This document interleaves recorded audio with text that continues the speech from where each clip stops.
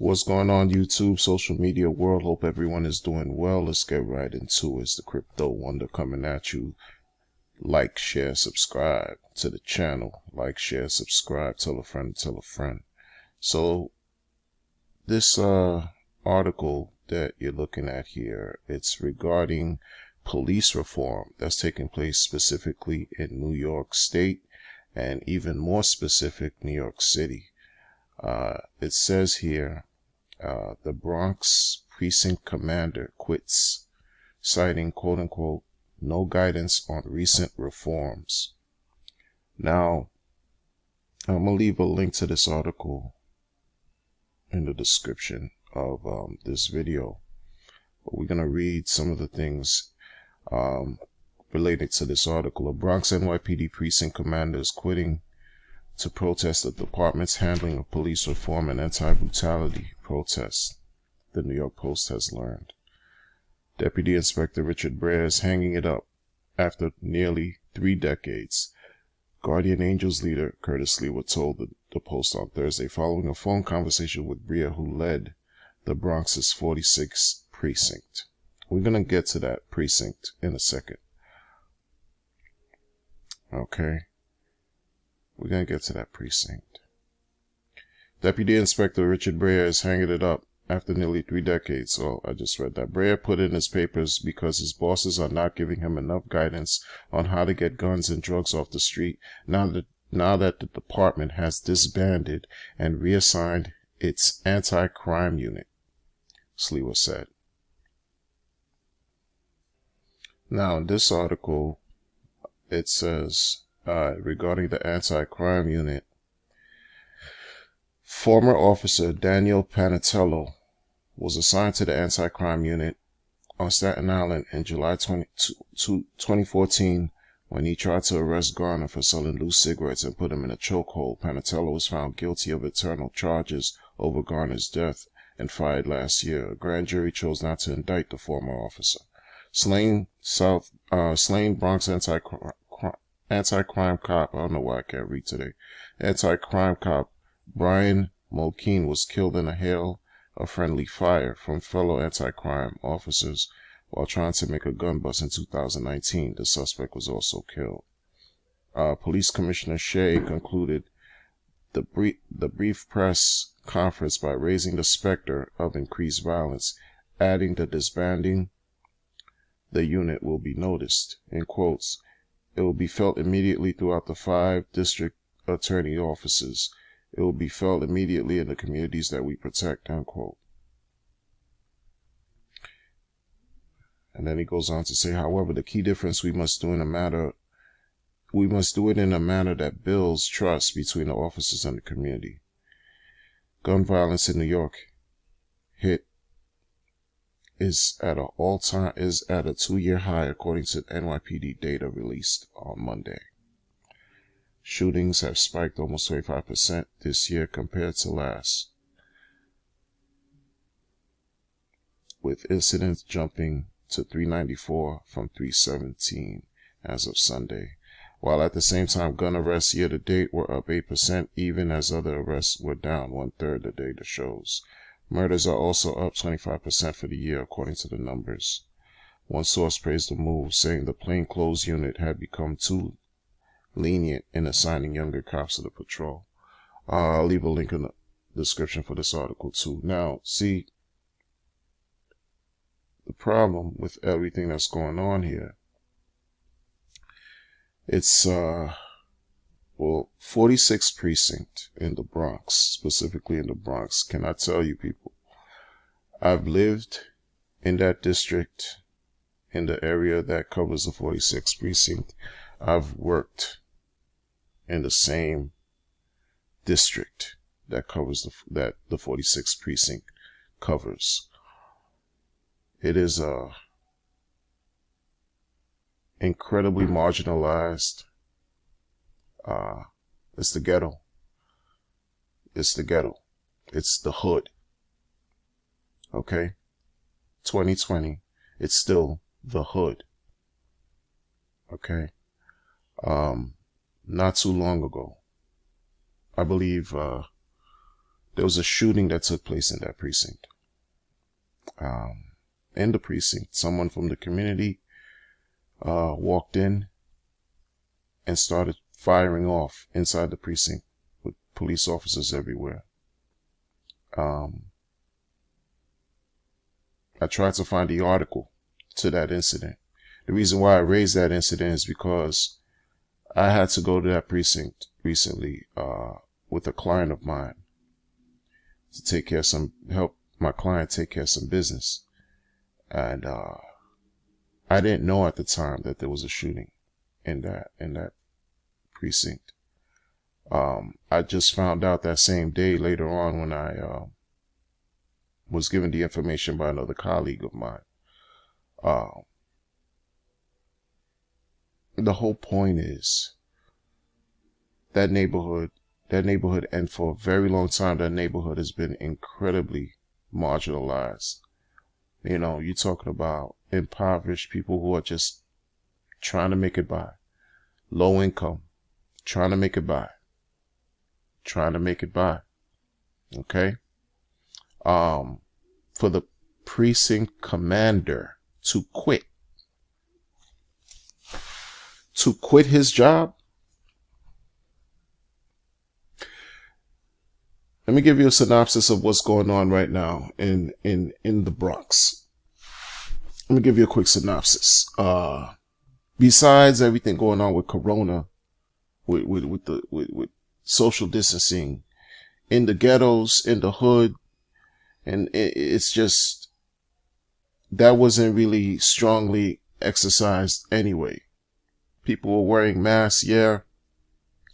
Very minimal social distancing was taking place. This was 2-3 months ago. Throughout this whole time. Now that the city is reopening through phase 1, and now we just entered phase 2, slow reopen process. In certain areas, it's made a difference, but in places like where this precinct covers, it's been the same. Oh, people are barbecuing right outside their tenement buildings. They pulled the grills out, chairs, you know, and they're cooking right there, right on the sidewalk. Fireworks. I mean, like, this place has been jumping with fireworks for weeks before 4th of July. Fireworks are illegal in New York. These things have been going off every day, especially at night. I think during this recording, you might have heard a couple boom booms. When you live in the hood and you hear, sometimes you could tell the difference between fireworks and gunshots. Also, they've been sneaking in a couple gunshots too. The part about all of this that's just a little bit alarming is, you know, this affects everyone. But what happens to people who work? What happens to people who own small businesses? What's going to happen to those people in neighborhoods that cover the 46 precinct covers? Do you understand? This is a neighborhood that in the 90s, the New York Times had an article and described this neighborhood as the most dangerous 1-mile radius in the entire country. The neighborhood that the 46th precinct covers. The most dangerous area. The most dangerous 1-mile radius in the entire country. Now, things have changed since the 90s considerably, but it's still not wholly in the streets. You remove police activity or surveillance, that's just going to further allow criminals to do what they do best. Kids are playing freely, doing whatever they want. Going back to how people are just now playing music till 4:30, 5 o'clock in the morning, you know, outside, having parties or having get-togethers. Of course, they've been cooped up. We've been cooped up. for 3 months. You want to be outside, especially when it's warm out and it's nice out. But the police are not stopping them. The police are not, there's no, noise control, nothing. You call the police, they don't show up. Kids in the Jecks, kids in the P's, kids in the projects, New York City Housing Authority are blasting fireworks at each other, and you just see the cars, the patrol car, a Ford Explorer, patrol car, just ride by in the midst of everything that's going on, and just, they don't even say, hey, kids, be careful. No, they just drive on by. There was a press conference that these police officers, the union leaders, held a couple weeks ago to express their anger and frustration to the city mayor and the state governor and even their leadership, their top brass or administrators, in the police department, saying that they have no support, they have no guidance.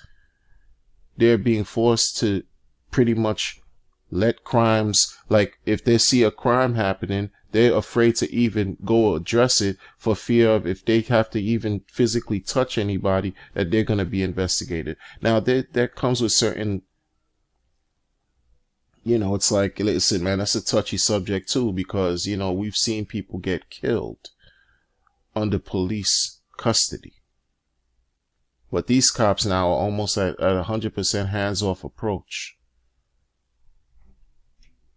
What they said in that press conference was they're just going to be taking care of themselves and their families, and then they're going to go home.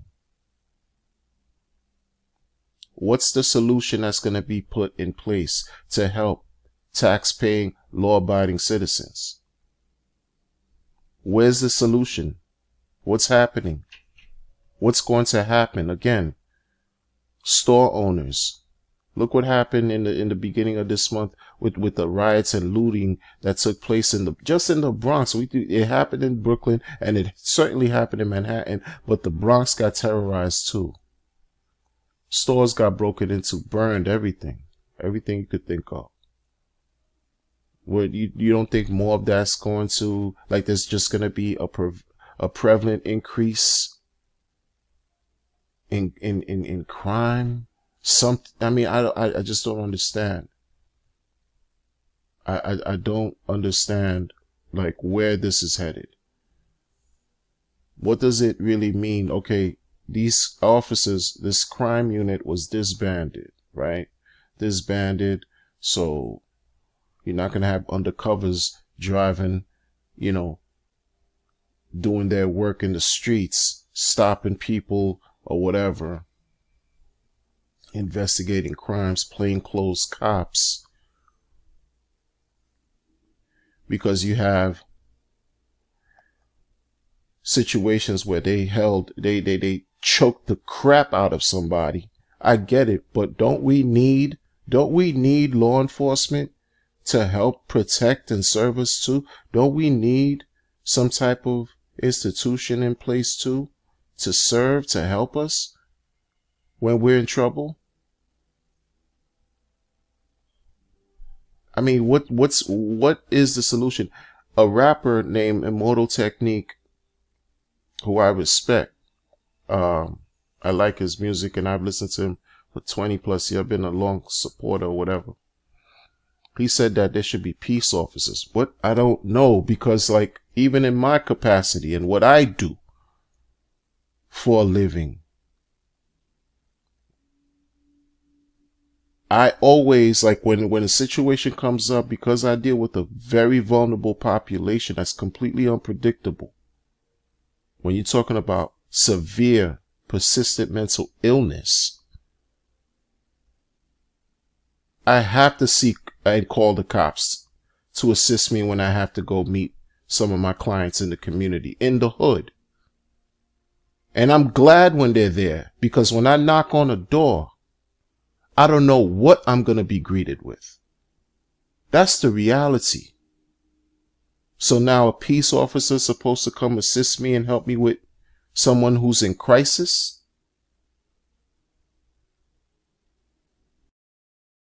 Like, what What am I supposed to do? What's the peace officer going to do? You talk about peace officers who work now, they're not armed. You know, I used to work in child protection services, investigating child abuse and maltreatment. And in so many situations, I had to literally remove children from their homes, from parents who were drug addicted, completely neglectful, and surrounded by people in the neighborhood who were ready to devour me because their hearts were seething with anger and hate because they saw me walking away with a crying baby in my arm.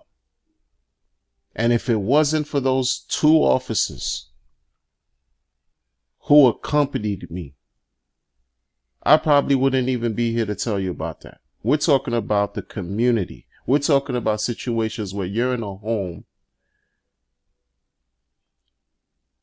You're a stranger. You represent the city. And you're trying to tell some parents, or most of the time it's just a single mother with a derelict paramour. The reason why I say derelict is because that's what those cases came out to be. People dealing with drugs, people were dealing with guns, people were dealing with sex trafficking, burning their kids, torturing their kids. You're telling those people that you're here to investigate because there was a report that was made. You want to make sure that the kids are safe. And they look at you like you're the enemy. They open their windows and they tell the streets, they blow a whistle and they tell the streets, hey, listen, I got so-and-so up here. And guess what's waiting for you outside? You damn right I'm going to call the cops. I've lived it. Countless situations. Been doing this a long time.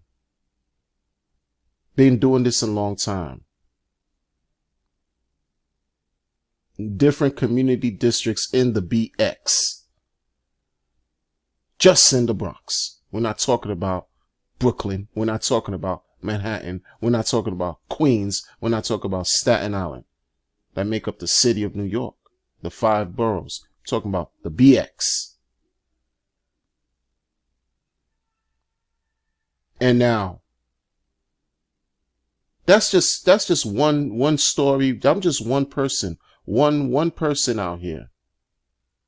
We're not talking about the countless stories that everyone else can add to what I'm talking about. The countless situations where you were glad a police officer was involved. You were glad that NYPD was just even there for you to reach out to in serious emergencies. I mean for real. Let's be for real here.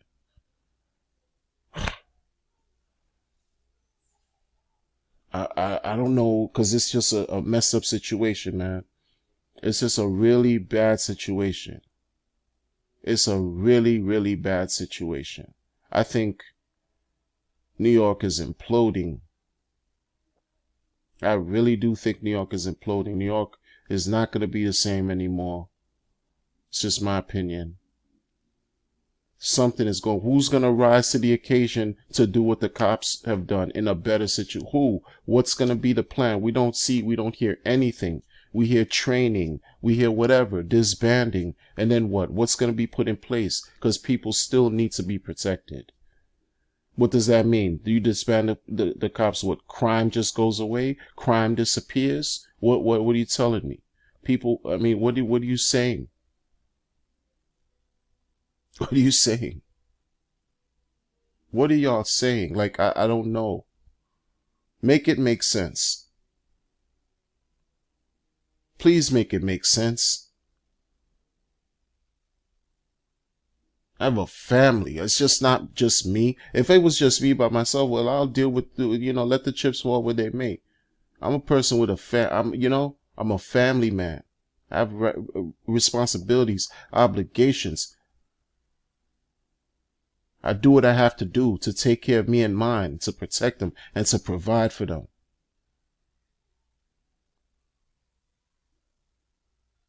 There's no perfect situation in anything. So what's the solution here, man? What's the solution?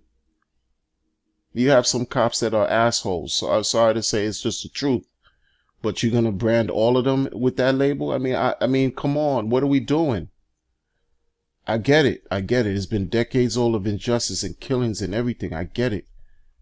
But in my occupation and several jobs that I've had, let me tell you, man, I'm glad they were there. I'm glad they were there.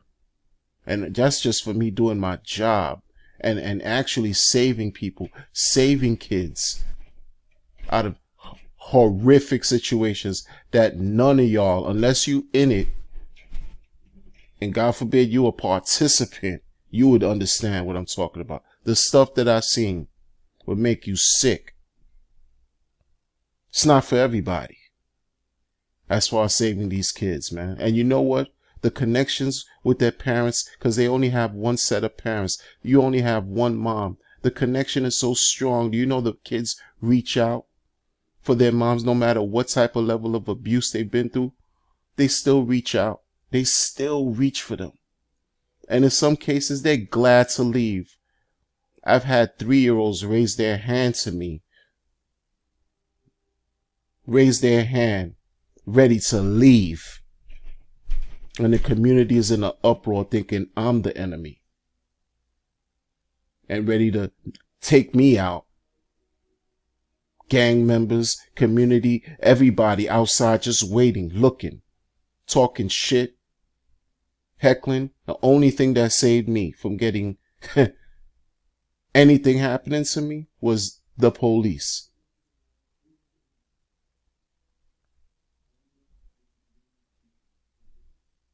I didn't have a cape on. I'm not a cop. Never been a cop. I'm not law enforcement.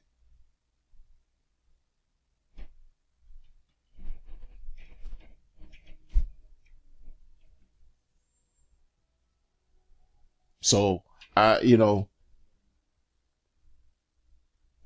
only one person. I can't fight a community. What are we doing? What are we talking about?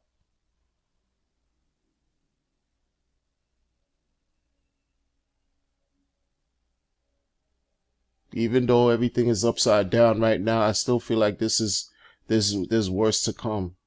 I hope I'm wrong. I hope I'm wrong, man.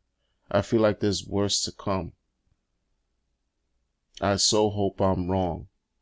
They're talking about the virus count has been so low right now, so slowly they're reopening, but they're banning travel from other states, especially hot spots, that if they come here and they're from a state that has an increase or surge, they have to be quarantined 14. This thing isn't over. It's not over. The protests died down, but we're back to coronavirus. The protest was dying down. No one was talking about corona when the protest was hot and heavy. Now that it's died down, we back to this corona nonsense, and we back to social issues and problems and inequality. That's the talk. But we're getting affected adversely, negatively impacted by what's going on. I'm telling y'all, I'm fearing for what's to come. I gotta be frank. I'm fearing for what's to come. This is not a joke. It's real. And just like I'm going to add something on the cryptocurrency side, I'm fearing for what's to come there too. Because you got companies and organizations like Grayscale that have been in existence since what, 6 years? 6 years. They're gobbling up the Bitcoin. They're trying to corner the market. Fighting against decentralization. How's one entity going to hold 400,000 Bitcoin and say that's a fair thing to do and just hold it? and say that's a fair thing to do. What about people, the rest of the world? See, this is,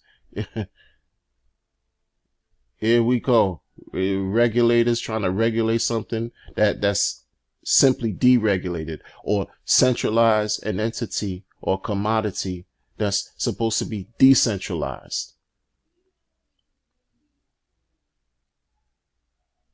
This is crazy.